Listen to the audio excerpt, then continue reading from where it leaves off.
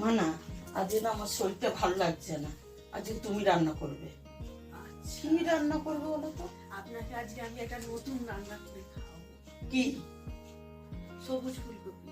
সবুজ ফুলকপি? হ্যাঁ বলে, আমি কোনোদিন খাইনি। ঠিক আছে, করো, আজকে আমরা খাই। সবুজ ফুলকপি সবজি করবো। করো।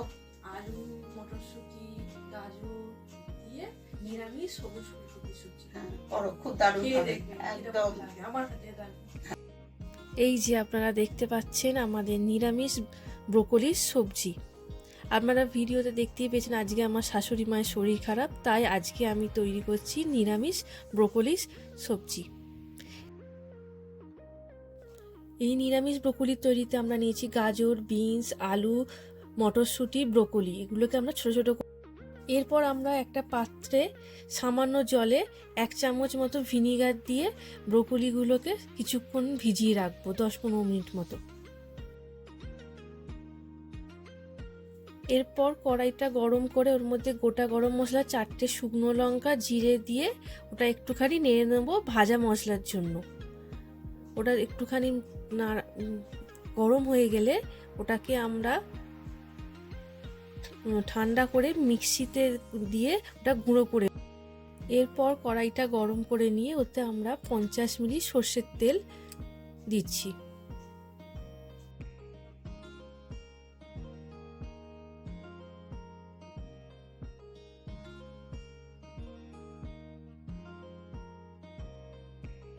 এরপর তেলটা গরম হয়ে এলে কড়াইতে গোটা গরম মশলা, 2-3টে শুকনো লঙ্কা আর ফোড়নের জন্য একটু 5 ফোড়ন দিয়ে দিলাম।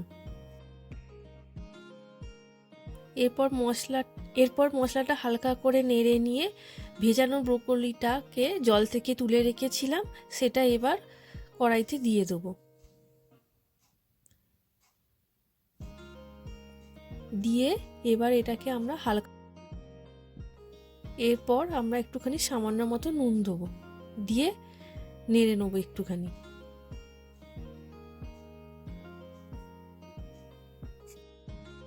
ব্রোকলিগুলো একটু ভাজা ভাজা হয়ে গেলে আগে থেকে কেটে রাখা আলু টুকরোগুলো আমরা কড়াইতে দিয়ে দিলাম আস্তে আস্তে করে। তারপর দিলাম কেটে রাখা বিনস আর গাজরের টুকরোগুলো।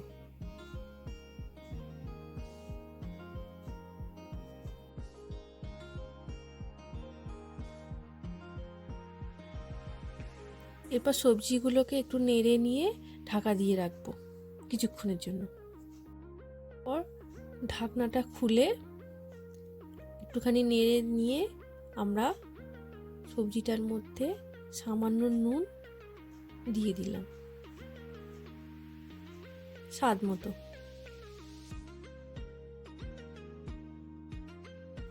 সবজিগুলোর ভাজা ভাজা হয়ে গেলে তখন ওটা একটা পাত্রে আমরা তুলে রাখবো। তারপর আবার কড়াইতে 50 মিলি মতো সর্ষের তেল দিয়ে দেবো, দিয়ে তেলটাকে ভালো করে তেলটা গরম হয়ে আসলে 1/2 চা চামচ মতো হিং দেবো। হিং দিলে নিরামিষ তরকারিটা একটু খেতে ভালো লাগে। তারপর আমরা 2 চা চামচ মতো আদা বাটা দিলাম, দিয়ে ওটাকে ভালো করে নেড়ে নেব। তারপর একটা টমেটোকে টুকরো করে কেটে ভালো করে নাড়তে থাকবো যতক্ষণ টমেটোটা নরম হচ্ছে। তারপরে একটা পাত্রে জল নিয়ে 1 চা চামচ হলুদ গুঁড়ো দেবো, তারপরে 1 চা চামচ লঙ্কা গুঁড়ো দেবো। এটা আপনার যেরকম ঝাল খান সেরকম দিতে পারেন। দিয়ে ওই মিশ্রণটি ভালো করে, তারপর ওই মিশ্রণটি আমরা কড়াইয়ের মধ্যে ঢেলে দিলাম, দিয়ে একটু ভালো করে নেড়ে নেব। তারপর আমরা আগে থেকে ছাড়িয়ে রাখা মটরশুঁটিগুলো দিয়ে ভালো করে মশলাটাকে কষতে থাকবো। তারপর আমরা এতে স্বাদ মতো নুন দিলাম মশলাটাতে, দিয়ে ভালো করে ওটাকে আমরা নেড়ে নেব। দিয়ে ভেজে রাখা যে সবজিটা ছিল সেটা ওই মশলাটার মধ্যে দিয়ে ভালো করে আমরা নেড়ে নেব।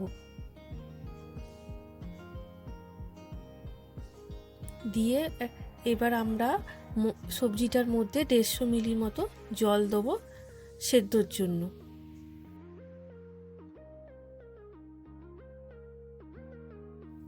তারপর আগে যে ভাজা মশলাটা আপনাদেরকে দেখিয়েছিলাম সেইটা 1 চা চামচ মশলা দিয়ে আমরা ঢাকা দিয়ে দিলাম।